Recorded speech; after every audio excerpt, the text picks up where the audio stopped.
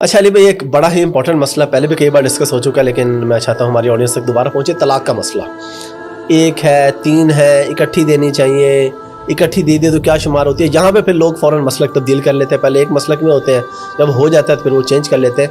قرآن و حدیث کی روشنی میں طلاق کا پروسیجر کیا ہے، اور اگر کوئی بندہ تین بول بیٹھا ہے تو اس کی کیا ہے، اس کے بعد رجوع ہے یا نہیں ہے، ایک کے بعد ہے یا نہیں ہے.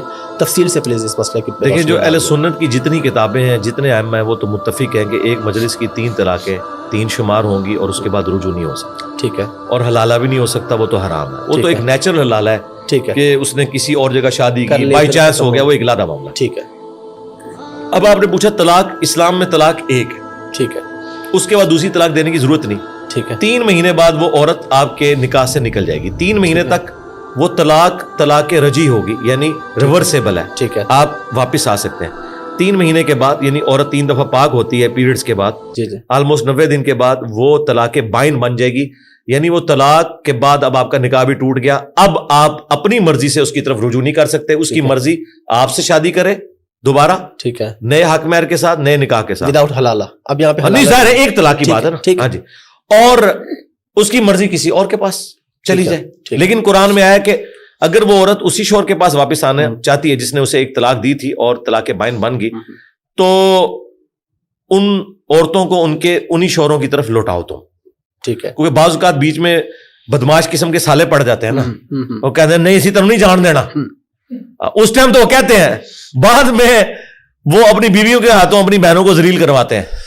عورت کی عزت اس کے خاوند کے گھر میں ہی ہے. اب یہ جو بات ہے نا کہ 3 طلاقیں کٹھی، کیوں 3 طلاقیں کٹھی دیتے ہیں یہ لوگ؟ اس لیے کہ ان کے پاس دین کا علم ہی نہیں. شادی کرنے کا شوق ہے، طلاق کے مسائل ہی نہیں پتا. میں نے جب کبھی کسی کا نکاح پڑھایا نا، اسے بتایا کہ بھائی 3 طلاقیں کبھی دماغ میں بھی نہیں سوچنی، ایک بھی نہیں سوچنی. کیونکہ ابو داؤد میں حدیث ہے، اللہ تعالیٰ کو حلال چیزوں میں سب سے ناپسند طلاق ہے. حلال اس لیے رکھی کہ بعض کا جینون ضرورت ہوتی ہے، ادروائز یہ اللہ کو پسند نہیں. مسلم میں حدیث ہے کہ شیطان کا تخت پانیوں پہ لگا ہوا ہے. شام کے وقت اس کے چیلے آ کے اسے مختلف گناہوں کی خبر دیتے ہیں کہ آج فلاں سے فلاں گناہ کروایا، فلاں سے فلاں. وہ خوش نہیں ہوتا. جب ایک چیلا کہتا ہے نا آج میں نے میاں بیوی میں علیحدگی کروا دی، وہ اسے معانقہ کرتا ہے. جب پھر ڈاکے ملتا ہے تو کم صحیح پایا ہے بھائی، کیونکہ ہوں جدوں علیحدہ ہون گے نہ آتے معاشرے کے لیے وہ بچے ناسور بنیں گے. تو یہ اتنا نازک رشتہ ہے، اس میں ایجوکیٹ لوگوں کو کرنا چاہیے کہ ایک طلاق دیں، اور وہ بھی ضرورت پڑے تو، ادروائز ضرورت کوئی نہیں ہے.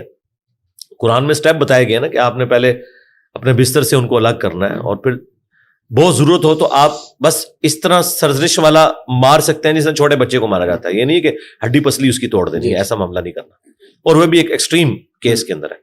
تو طلاق آپ نے ایک دینی ہے. کٹھی 3 طلاقیں دینا اگرچہ حرام ہے، گناہ ہے، لیکن صحابہ کرام کا اجماع ہے کہ وہ اسٹیبلش ہو جائیں گی. اس کے ثبوت میں مسلم میں حدیث ہے کہ حالت حیض میں طلاق دینا حرام ہے، لیکن نبی علیہ السلام نے عبداللہ بن عمر نے جب طلاق دی تو رجوع کروایا.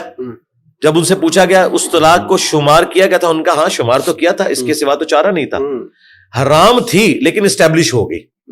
صحابہ کرام کا اس کے اوپر اتفاق ہے. الموطا امام مالک میں پورا چیپٹر موجود ہے. وہ جو مسلم کی حدیث ہے نا کہ نبی علیہ السلام کے زمانے میں حضرت ابوبکر اور عمر کے ابتدائی دور میں 3 ایک شمار ہوتی تھی، وہ اس عورت کے لیے کہ جس کی رخصتی نہ ہوئی بھی ہو. ٹھیک ہے. مرد نے اس کے ساتھ صحبت نہ کی ہو، اسے کہتے ہیں غیر مدخولہ. غیر مدخولہ عورت کو اگر مرد 3 طلاقیں دے تو وہ ایک ہی شمار ہوگی. اس مرد کے پاس اجازت ہے کہ وہ اس عورت سے دوبارہ شادی کر سکتا ہے. ٹھیک ہے. بشرطے کہ خلوت سیاح ثابت نہ ہو، یعنی رخصتی نہ ہوئی ہو. ونس رخصتی ہو گئی ہے، خلوت سیاح ہو گئی ہے، تو پھر آپ نے اسی رول کو فالو کرنا ہے کہ اگر 3 طلاقیں دے دیں جو مرضی. اب یہ نہ جا کے اہل حدیثوں سے فتوے لیں. اہل حدیثوں میں بھی جو پڑھ لکھے علماء ہیں وہ چیز مانتے ہیں کہ یہ بعد میں یہ زیادہ ابن تیمیہ نے مسئلہ اٹھایا تھا، کیونکہ شیعہ کے ہاں یہ ایک مسئلہ تھا. خیر شیعہ کی تو اپنی بھی ریسٹرکشن علیحدہ سے ہیں، بس ان سے متاثر ہو کے انہوں نے، یعنی یہ وہ مسئلہ ہے جس میں شیعہ اور وہابی ایک ہے. اچھا. ویسے تو سمجھ لو اٹ کتے دا ویر تو نہیں کہنا چاہیے، اور کوئی اس کے لیے کوئی مناسب چیز تو آپس میں ان کی دشمنی ہے. انڈیا پاکستان کا ویر کہہ لیں. ٹھیک ہے. اس مسئلے میں اتفاق ہے. ہاں اس مسئلے میں ان کا اتفاق ہے. تو بہرحال کتابیں جو ہیں نا اہل سنت کی وہ تو یہی بتاتی ہیں کہ صحابہ کرام نے 3 کو 3 شمار کیا ہے. اس میں دوسری رائے نہیں ہے. اور یہ جو لوگ جاتے ہیں فتوے لینے وہ ان سے اسٹامپ پیپر پہ لکھوا لیتے ہیں کہ ہم اہل حدیث ہوتے ہیں. وہ اہل حدیث بس اس مسجد کے گیٹ تک ہی ہیں. بالکل بالکل. ہاں تو اس سے اندازہ لگائیں. میرا خیال ہے لوگوں کو ایجوکیٹ کرنا چاہیے تاکہ لوگوں میں یہ کم علمی کی وجہ سے جو یہ اس طرح کی حرکتیں آتی ہیں نا وہ نہ کریں. ابن عباس کا قول موجود ہے سنن کبری البیہقی کے اندر، الموطا امام مالک کے اندر، کہ تم میں سے کوئی شخص غصے پہ آتا ہے اپنی بیوی کو 100 طلاقیں دیتا ہے تو پھر آ کے کہتا ہے ہم کیا کریں، تو ابن عباس کیا کرے، جاؤ 3 طلاقوں کی وجہ سے تمہاری بیوی حرام ہوگی، اس تان میں تم نے مذاق کیا.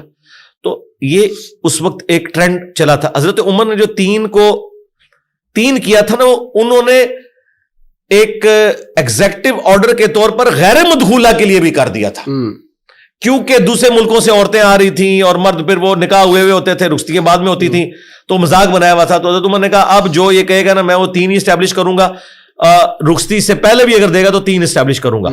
یہ الموطا امام مالک میں پورے چیپٹر موجود ہے. ٹھیک ہے. اور اس معاملے میں واقعی حضرت عمر کا یہ جو پولیٹیکل ڈیسیژن تھا یہ کوئی دین نہیں ہے. ہم کہتے ہیں آج بھی اگر کوئی 3 طلاقیں دیتا ہے غیر مدخولہ کو تو آپ ایک شمار کریں گے، نبی الاسلام کے زمانے میں ہوتا تھا. حضرت عمر کا جو ڈیسیژن وہ اس وقت کے لیے انہوں نے ایک ایگزیکٹو آرڈر کے طور پہ کیا تھا، کوئی شرعی مسئلے کے طور پر نہیں. لیکن جس کی رخصتی ہوگی اس کی 3 ہی شمار ہوں گی. علی بھائی بہت شکریہ آپ کے ٹائم کا. لاسٹ پہ کوئی میسج پبلک کے لیے پلیز. مغفرت کروانے کا سب سے بہترین ذریعہ یہ ہے کہ اللہ تعالیٰ نے آپ کے پیغمبر صلی اللہ علیہ وآلہ وسلم کو جو یہ کتاب دے کر بھیجا ہے، جسے ہم نے جزدان میں رکھ کے صرف اپنی بچیوں کو بیاتے وقت نیچے سے گزارنے کا ذریعہ بنایا ہوا ہے. اس سے زیادہ اس کی کوئی اہمیت نہیں ہے. اس کو ترجمے سے پڑھیں، اور عربی فی الحال اس کی چھوڑ دیں، آپ ترجمے سے پڑھ کے ایٹ لیسٹ نالج حاصل کریں کہ اللہ نے آپ سے بات کیا کی ہے. تو اس ہدایت کو حاصل کرنے کا ذریعہ یہ ہے کہ اسے پڑھ کے سمجھیں. شہد کی شفا چاٹنے میں ہے، بوتل گلے میں لٹکانے میں نہیں ہے تعویذ بنا کے. اور قرآن کی شفا اسے جزدان میں لپیٹنا یا صرف اس کی تلاوت کرنا نہیں، بلکہ اس کے اندر دیکھیں اللہ تعالیٰ نے آپ سے کیا فرمایا. قرآن وہ مظلوم کتاب ہے جو دنیا میں سب سے زیادہ بغیر سمجھ کے پڑھی جاتی ہے. یہ اتنی مظلوم کتاب ہے، تو اس پہ ظلم نہ کریں، یہ آپ اپنے اوپر ظلم کر رہے ہیں. ٹھیک ہو گئی. Thank you very much.